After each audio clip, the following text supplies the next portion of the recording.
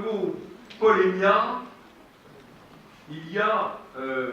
polémique, il y a polémos, il y a le conflit. Mais nous ne cherchons pas la polémique sur les personnes, nous ne cherchons pas non plus la polémique verbale facile, nous cherchons la polémique sur le fond des idées, nous cherchons la confrontation d'idées. Et notre objectif, c'est d'être un petit peu à l'avant-garde dans le combat contre le politiquement correct et à l'avant-garde pour déplacer les frontières des interdits, déplacer les frontières du politiquement correct et poser des questions qui sont généralement occultées ou tues par prudence.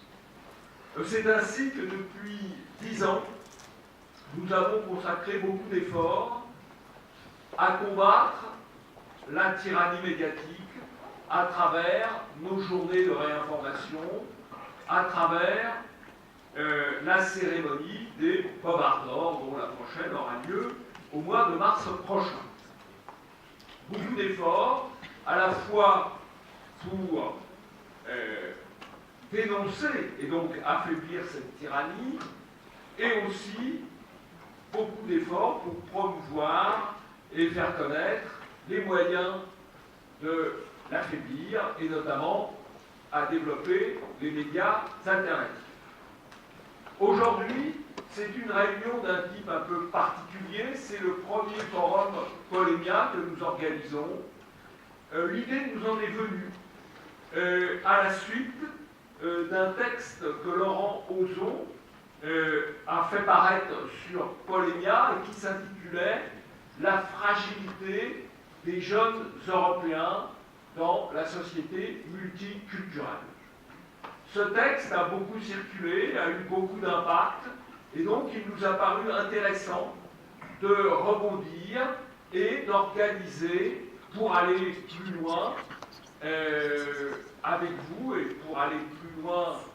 ensuite en faisant connaître ce texte et ce questionnement à l'extérieur. Il nous a paru intéressant d'organiser ce forum Polémia sur la question,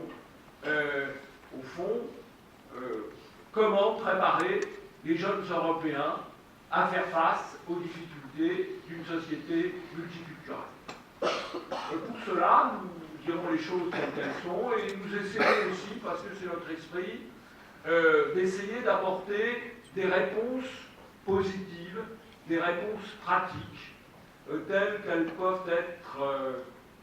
utiles pour les parents, pour les grands-parents, pour les éducateurs de mouvements de jeunesse, et des réponses qui doivent pouvoir être mises en œuvre sans attendre le grand soir révolutionnaire ou le grand soir électoral, mais très concrètement, comment faire face à la situation actuelle dans sa famille, dans son clan, dans sa communauté. Voilà le thème de cette soirée, qui sera présidé et animé par Philippe Christel, que je laisse vous présenter le déroulement de nos travaux.